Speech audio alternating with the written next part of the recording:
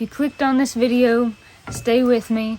I want to reveal a huge source of hidden stress you might not realize you have, and I've got a good message for you. Welcome to the channel if you're new here. Welcome back to all our repeat viewers. Like and subscribe if you haven't. It helps us out a lot here on YouTube. Do you ever feel stressed and you take a quick mental log of everything that is going on in your mind and you can't really seem to find anything that you feel stressed about? You don't have a situation or something going on in your life that makes you feel stressed, yet you feel anxious. I have suffered with this kind of mystery anxiety most of my adult life. And then here recently, God has revealed something to me. So don't click off, stay with me. First, I want to explain how he revealed it to me. If you've been on the channel and you've been following along with us, you know that our grandma recently has been diagnosed with terminal cancer, which is heartbreaking to say the least, and it has been very tough kind of to deal with. She has been spending a lot of time with us, of course, which is wonderful. And so the other day she was at my parents' house and I was there and we were having lunch, and she said something to me.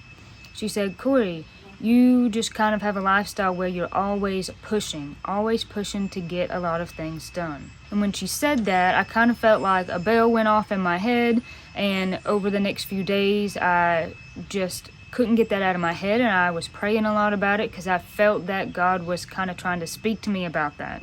So now I want to share with you what I feel like God has been revealing to me. A rushed and a pushed spirit will not only cause you anxiety, but it causes you to be distant from God. So I'm going to repeat that. A rushed and a pushed spirit is not only going to cause you anxiety, but it's going to cause you to be distant from God. And that's what this whole video is going to be about. Now you may say, "Corey, what is a rushed and a pushed spirit?" So I want to tell you what I mean by that by sharing some examples with you. And I do have my computer off screen here, so if you see me looking, I've got some notes because this is an important video and I don't want to forget anything. So some examples would be trying to complete tasks more than what you have allotted time for, quickly moving from one task to the next, always busy, always in a hurry, not even stopping to sit down and eat your meals, always having a full mental plate. Maybe you have kind of a workaholic mentality. You love the feeling of accomplishment, of checking things off a to-do list, and maybe your language often includes, "I'm so tired, I'm always busy, there's never enough time." I can check all of those boxes. Now, maybe this video won't apply to everyone, but I think it's probably going to apply to a lot of people. And you see, most of us have this odd relationship with time. We're always saying there's not enough time, there's not enough time. There's only the amount of time that there is. There's 24 hours in a day. That's how God made it. And for 8 of those, we should be sleeping, maybe even 10 of those. Then for a lot of those other hours, we're going to be cooking, using the bathroom, doing other basic things. I don't think the answer is that we need more time. I think it's that we need to spend our time more wisely, and we need to give a lot of thought to how we're spending our time. Being a driven person is not a bad thing. Having that kind of workaholic mentality because you really like to work and move and go and do things, that's not a bad thing. And I would say that's very much a family trait that was handed down to me, and it's not a bad thing. However, there is definitely such a thing as being too driven. When you're always in a rush and you're practically running from one task to the next, this keeps your body physically keyed up.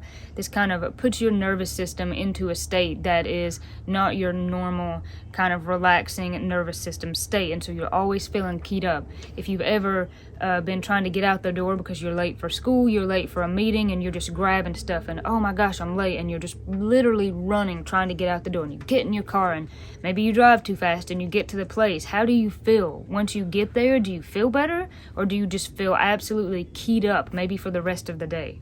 I believe this just chronic rushing all the time, mentally and physically, will lead you to feel very anxious. And I think that's a lot of what God is trying to communicate to me in my life right now, and that's why I want to share this. If you're in that state all the time, it's no wonder that you're feeling anxious. Although this pushing and rushing will give us physical symptoms, I believe that it all starts in the mind. There's a lot of pressure from society to get it all done. I hear often people say, "I can't get it all done," or maybe "I can do it all." And I think our focus really needs to shift from that to what is most important if we don't want to have this really rushed, pushed spirit that's leading to a lot of anxiety. So I want us to deep dive the mind for a minute and think about and talk about maybe why we have this rushed and this pushed spirit. And then, of course, I want to follow up with some practical ways that we cannot have a rushed and a pushed spirit. But I just want to state that I am by no means an expert at this. This is something that God has revealed to me very recently, even in the last couple days. And it's just something that I got super excited about and I wanted to share because I think this is something that we all fall into. And I think if we could get rid of this rushed and pushed spirit, it would make us feel mentally and physically better, but also really improve our relationship with God, which is ultimately the most important. So if you've seen my videos before, you probably know that I'm of the opinion that a lot of issues start in the mind. It starts with how we're thinking about what we're thinking about. So it's worth giving it some time to figure out why do we have this rushed and this pushed spirit. And I encourage you to think about that yourself. I'm going to share some reasons.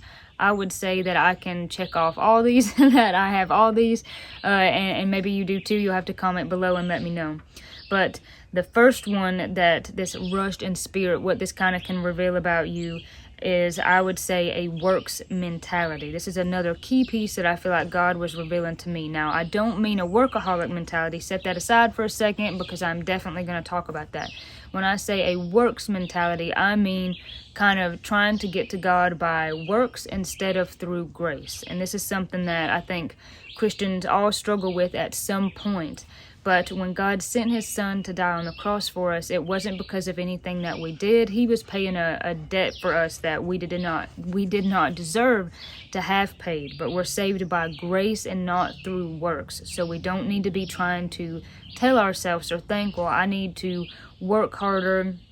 I need to do more good things so I'll have favor with God. You already have favor with God. And I think this is something worth pointing out because I think that I know I myself have fell into this trap without even realizing it. You need to kind of check yourself and make sure that you are kind of living under God's grace and not a works mentality. The next thing I would say is that this can reveal a huge sense of maybe distrust in God. Now, I'm not saying that you don't trust God at all. I'm not saying that I don't trust God at all. However, if you are feeling very addicted to your schedule, very addicted to, I've got to get these things done. If I don't, I can't rest. I'm very anxious. Olive's shaking the camera. Sorry. I'm very upset if I can't get these things done.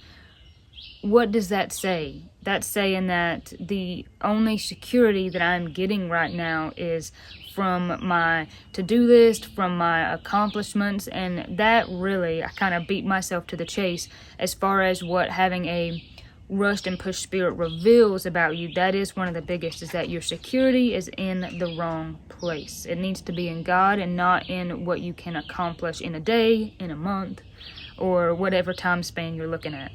It can also reveal that you are a workaholic, that maybe you're a control freak. I will be the first to tell you I am an absolute control freak. I want to have everything exactly how I want it, down to exactly what I eat, when I eat. I want my house clean a certain way at a certain time. I'm very much a control freak. And there are some pros to that. There are some good things, but there are some bad things. And I think if you have that natural mentality, you might kind of lean to having this rushed and pushed spirit.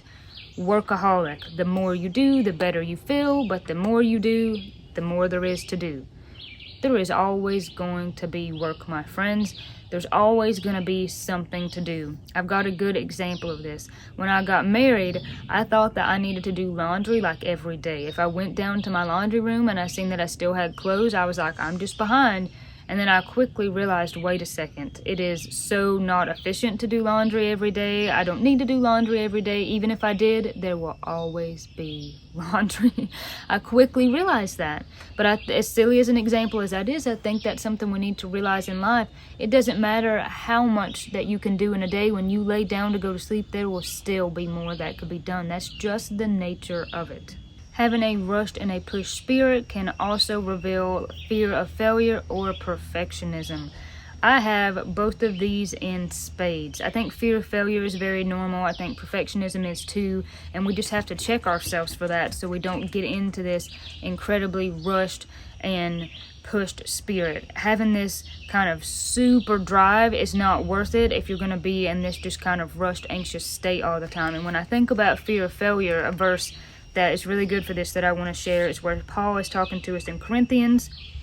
2 Corinthians chapter 4 verse 8, we are troubled on every side, yet not distressed. We are perplexed, but not in despair. It goes on to say, persecuted but not forsaken, cast down but not destroyed, always bearing about in the body of the dying of the Lord Jesus, that the life also of Jesus might be made manifest in our body. And I think what he's saying here is, even in life, when we fall, when we're going to be faced with stuff and we get knocked down, amen, we can get back up. We will not fail because we have God. Amen. I mean, that's a wonderful thing. So fear of failure, perfectionism definitely speaks to, I think I'll see the squirrel, speaks to realistic expectations.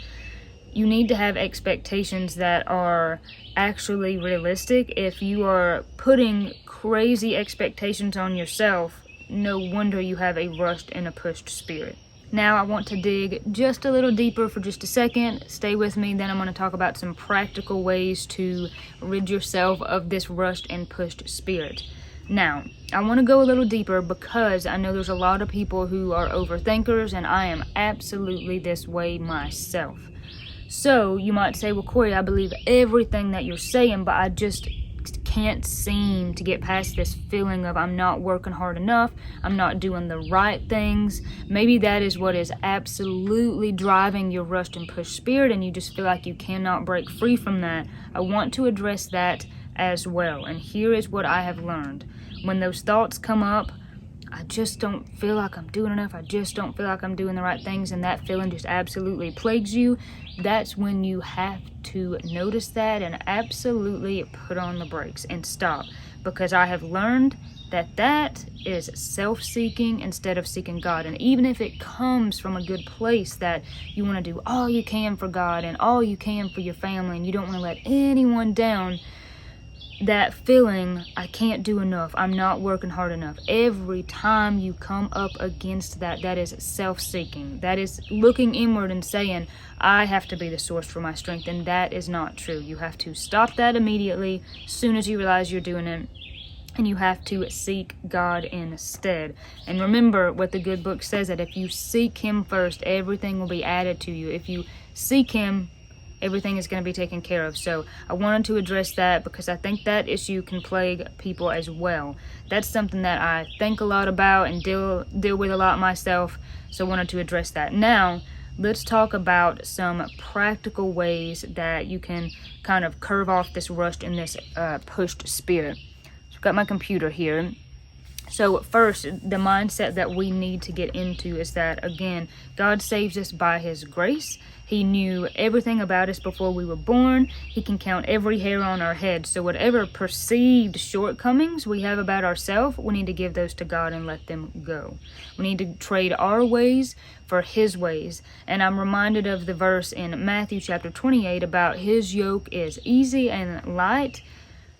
What we need to be very careful is that we yoke up to Him. We don't want to bring Him down to our yoke. We want to completely leave our yoke out in the field and turn away from that for God's yoke.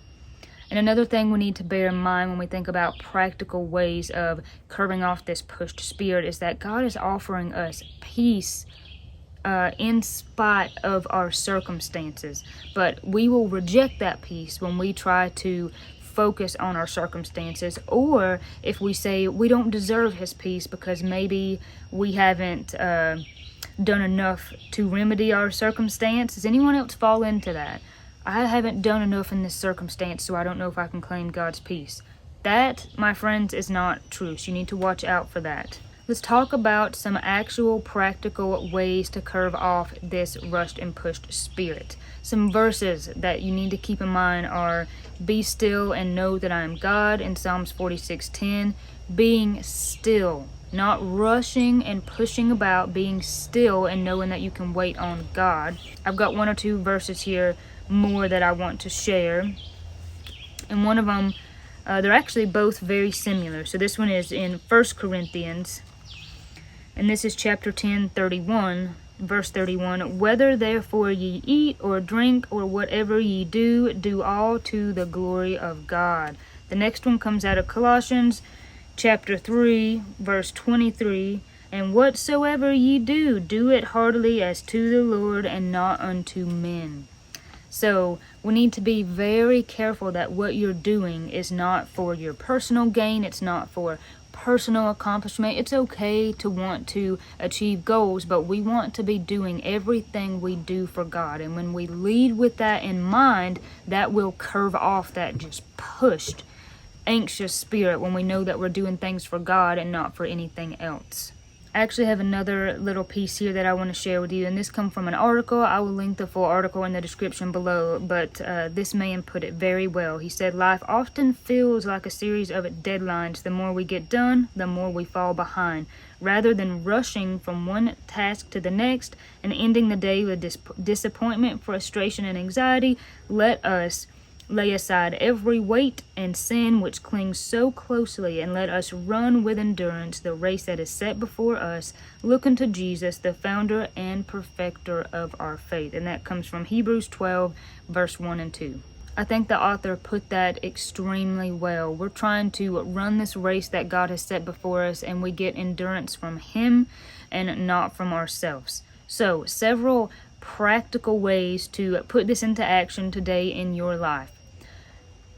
The first one is going to be a list, which may seem a little bit counterintuitive to this whole video. But when I say a to-do list, I mean using this to-do list to be reasonable about your expectations. You can do this any way you want. Type it, write it. It does not matter. But having a to-do list, I do this. I'll have kind of a master to-do list for the month, right? This is just things, oh, I got to get my oil changed this month. Or, okay, this month I need to get this planted. Or I need to, whatever it is. Then what I will do, I have a planner. You could do this on a scrap sheet of paper. It doesn't matter. And then I will either the night before or that morning of that day, maybe I'll just pick three, no more than 3. This is my advice here. 3 core things I know I have to do for that day. And it might be as simple as I'm going to film a video, I'm going to make supper, and I'm going to try to get laundry done. And that's it. I will only pick 3 things. And then when those things come up during the day trying to bombard me, all the stuff I have to do, I say, nope, I've planned it out. I was intentional when I planned it. That's it. And then most of the time you will get more than those 3 things done. But if that's all you get done at the end of the day, if that frustration comes back, you say, no, I got done what I needed to, and that was it. And I would also encourage you, when you make that plan for the day, that you be very prayerful, that you dedicate your day to God, that you say, God, this is your day, lead, guide, and direct me, and that will curve off that anxiety. Again, managing expectations. So you don't put in 10 tasks for a space that will only fit 5, and not overworking yourself. Most people work 40 hours a week, and I understand maybe some jobs require more, but especially for me, like if you're self-employed, you have to be careful that you're not just punching the clock all the time. Next thing you could do is maybe make a list of your responsibilities. Just having it out on paper might help you. I have done this before, and often I find out I'm not actually responsible for maybe as much as I thought I was. Also, having it on paper might help you realize some things you could drop, maybe some things you could shift around that would make things easier for you. Another very important thing, and this is something that my grandma taught me that day, and she taught me this a long time ago, is stop and breathe. When you feel that rushed and that pushed spirit, whatever you're doing, drop it and stop and take a deep breath and relax. If you simply stop what you're doing, breathe, even just for a few minutes, you can actually curve off that physical tenseness. It is amazing what you can do just by breathing. And of course, as you know, it is important to prioritize your rest. Get 8 hours of sleep if you can. Get water, lots of water. Exercise if you can. Just living this, eating healthy, just living this healthy lifestyle definitely helps with any source of anxiety. I like to think of it as, in the Bible, it says that we are God's temple, and I almost feel like if I'm going to live for God and do the best I can, I need to have kind of a nourished body, almost like putting oil in your car so that way your car will run.